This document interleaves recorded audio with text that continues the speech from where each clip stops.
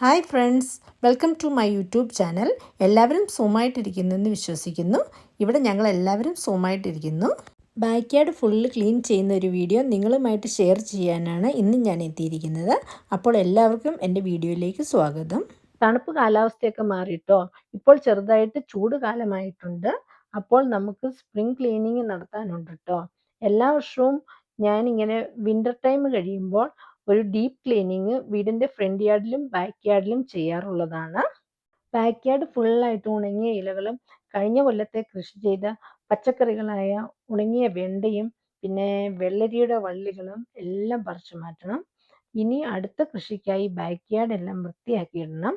തണുപ്പ് കാലത്ത് തണുപ്പ് കാരണം നമുക്ക് പുറത്തിറങ്ങി പോയി ഇതെല്ലാം വൃത്തിയാക്കാൻ വയ്യാതെ വരും. കൂടാതെ മരത്തിൻ്റെ ഇലകളും ചെടികളും വാഴകൾ ഉണങ്ങിപ്പോകുന്നതും എല്ലാം വൃത്തിയാക്കാനുണ്ട്. അപ്പോൾ നമുക്ക് ക്ലീനിങ് തുടങ്ങാം ട്ടോ. ഈ സൈഡ് മുഴുവൻ വാഴ ഉണങ്ങി നിൽക്കുന്നതാണ്. ഇവിടെ മുഴുവൻ കരിയാപ്പാണ് ഉണങ്ങി നിൽക്കുന്നത്. ഇവിടെ എനിക്ക് 3 ചുവട് കരിയാപ്പാണുള്ളത്. അവയുടെ തണ്ടുകളെല്ലാം നന്നായിട്ട് ഉണങ്ങിപ്പോയിട്ടുണ്ട്. തണുപ്പ് മൂലമാണ് ഇതെല്ലാം ഉണങ്ങിപ്പോകുന്നത്. ഇനി ഇവ നമുക്ക് ഈ കരിയാപ്പിൻ്റെ തണ്ടെല്ലാം നമുക്ക് കട്ട് ചെയ്ത് കളയാം നന്നായിട്ട്. ചില തണ്ടുകൾക്ക് കട്ടിയുള്ളതിനാൽ ഗാർഡൻ സിസർ വെച്ച് കട്ട് ചെയ്യാൻ ഇത്തിരി പാടായിരുന്നു. ഉണങ്ങിയ എല്ലാ തണ്ടുകളും നമുക്ക് ചുവടിന് കുറച്ച് മുമ്പ് വെച്ച് വേണം കട്ട് ചെയ്ത് കളയാനായിട്ട്. ഇനി കറിവേപ്പിൻ്റെ ചുവട്ടിൽ ഇട്ട് കൊടുത്തിരിക്കുന്ന മൾച്ച് മാറ്റി കൊടുക്കാം.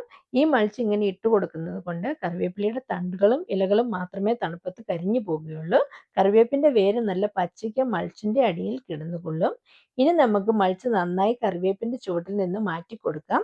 ഇപ്പോൾ കറിവേപ്പിലയുടെ തണ്ടിൽ നിന്നും വേരിൽ നിന്നും കറിവേപ്പില ചെറുതായി പൊട്ടിക്കിളിർത്ത് വരുന്നതായിട്ട് കാണാം. ക്യാമറയിൽ അധികം കാണാൻ പറ്റുന്നില്ല എന്നേ ഉള്ളൂ. ഇനി ഈ കറിവേപ്പിലേക്ക് നന്നായി വെള്ളം നനച്ചു കൊടുക്കണം. ഇപ്പൊ പെട്ടെന്ന് തന്നെ കിളിർത്ത് വലുതായി വന്നുകൊള്ളും. ഈ ഫ്ലവർ ബെഡ് മുഴുവനായിട്ട് വെണ്ടയുടെ തണ്ട് ഉണങ്ങി നിൽക്കുന്നതാണ്. അവ കുറെയെല്ലാം ഞാൻ ഒടിച്ചു കളഞ്ഞു. ഇനി ബാക്കിയുള്ളതൊക്കെ ചുവടോടെ പറിച്ചെടുക്കാം. ചില വെണ്ട ചുവടോടെ പറിച്ചെടുക്കാനായിട്ട് നല്ല ബുദ്ധിമുട്ടാണ്. വെണ്ടയുടെ തണ്ടുകളെല്ലാം പറിച്ചു കളഞ്ഞു കേട്ടോ. ഇനി ഈ ഫ്ലവർ ബെഡിൽ കുറച്ചധികം ഉണങ്ങിയ കമ്പുകളും ഉണങ്ങിയ ഇലകളും ഒക്കെ ഉണ്ട്. അവയെല്ലാം ഒന്ന് കൈകൊണ്ട് തൂത്തുവാരി എടുത്ത് മാറ്റാം. ഈ ഫ്ലവർ ബെഡിൽ നിന്ന് തന്നെ ഇത്രയധികം ഉണങ്ങിയ കമ്പുകളും ഇലകളും ഒക്കെ കിട്ടിയിട്ടുണ്ട്. അതൊക്കെ ഇവിടെ നമുക്ക് കൂട്ടിയിടാം. ഇത് കഴിഞ്ഞ കൊല്ലം പറമ്പിലുണ്ടായ കത്രിക്കയുടെയും വഴുതനങ്ങയുടെയും ഒക്കെ ചെടിയാണ്.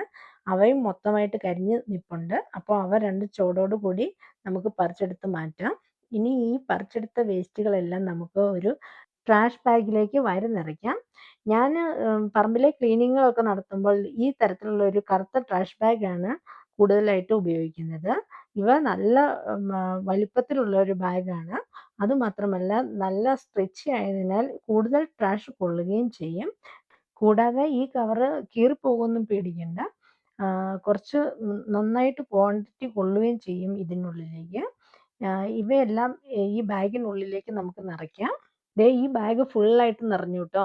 ഇനി ഈ ബാഗിൽ ഉള്ള ഒരു ബ്ലൂ വള്ളി വെച്ച് ഈ ബാഗ് നന്നായി വലിച്ചു കെട്ടാം കേട്ടോ. എല്ലാം കെട്ടിക്കഴിഞ്ഞിട്ട് ഇതിപ്പോൾ തന്നെ നമുക്ക് ട്രാഷ് ക്യാനിലേക്ക് ഇടാം ട്ടോ. സാധാരണ ഈ ട്രാഷ് ക്യാൻ ഞങ്ങളുടെ ഗാരേജിലാണ് വയ്ക്കാറുള്ളത്. എന്നാൽ ഇവിടെ തണുപ്പാകുമ്പോൾ ട്രാഷ് ക്യാനുകൾ രണ്ടും വീടിൻ്റെ സൈഡിലാണ് വയ്ക്കാറ്. കാരണം എൻ്റെ ചെടികളെല്ലാം തണുപ്പ് സമയത്ത് ഗാരേജിലാണ് വയ്ക്കാറുള്ളത്. ഇപ്പോൾ ബാക്ക് യാർഡിലെ വേസ്റ്റുകൾ ഒക്കെ കളയാൻ നല്ല എളുപ്പമാണ്. ബ്ലൂ കളർ ട്രാഷ് ക്യാൻ ആണ്. വേസ്റ്റുകളൊക്കെ അതിലാണ് ഇടുന്നത്. പച്ച കളർ റീസൈക്കിൾ ചെയ്യാനുള്ള സാധനങ്ങൾ ഇടുന്നതാണ്. ഇനി നമുക്ക് ക്ലീൻ ചെയ്യാനുള്ളത് വാഴയാണ്. ഇവിടെ 3 ചെറിയ വാഴയാണ് ക്ലീൻ ചെയ്യാനുള്ളത്. അവ 3ഉം അതിൻ്റെ ചുവട് വെച്ച് നമുക്ക് കട്ട് ചെയ്ത് കളയണം. അതിനുശേഷം മൾച്ച് മാറ്റി കൊടുക്കുമ്പോൾ വാഴയുടെ ചുവട് ഭാഗം ഒട്ടും കരിഞ്ഞു പോയിട്ടില്ല. ഇത് കണ്ടോ, 3 വാഴക്കന്നുകൾ കിളിർത്ത് വന്നിട്ടുണ്ട്. ഇനി അടുത്തതായിട്ട് കുറച്ച് വലിയ വാഴകളാണ് കട്ട് ചെയ്യാനുള്ളത്. ആ വാഴയുടെ കൈയെല്ലാം നന്നായിട്ട് കട്ട് ചെയ്തതിന് ശേഷം വാഴയുടെ ചുവട് നമുക്ക് കട്ട് ചെയ്ത് മാറ്റാം. ഇത് മൾച്ചൊക്കെ നന്നായിട്ട് മാറ്റിയ ശേഷം വേണം അതിൻ്റെ ചുവടുവശം നന്നായി കട്ട് ചെയ്ത് കളയാനായിട്ട്. അത് ഏറ്റവും ചുവട് വരെയായിട്ട് വാഴ ഉണങ്ങി ചീഞ്ഞു പോയിട്ടുണ്ട്. അപ്പോൾ നമുക്ക് ഇതിൻ്റെ ചുവട് നന്നായിട്ട് കട്ട് ചെയ്യാം. ഇനി ഈ വാഴയുടെ സൈഡിൽ നിന്ന് പുതിയ വാഴക്കന്നുകൾ കിളിർത്ത് വരുന്നതായിട്ട് കാണാൻ സാധിക്കും. ഇനി വാഴയുടെ ചുവട്ടിൽ നന്നായിട്ട് വെള്ളം ഒഴിച്ചു കൊടുക്കണം. നമ്മൾ വെള്ളം എത്ര കൂടുതൽ ഒഴിച്ചു കൊടുക്കുമ്പോഴാണ് വാഴ നന്നായിട്ട് കിളിർത്ത് നല്ല രീതിയിൽ അത് വളർന്നു വരുന്നതായിട്ട് കാണാൻ സാധിക്കുന്നത്.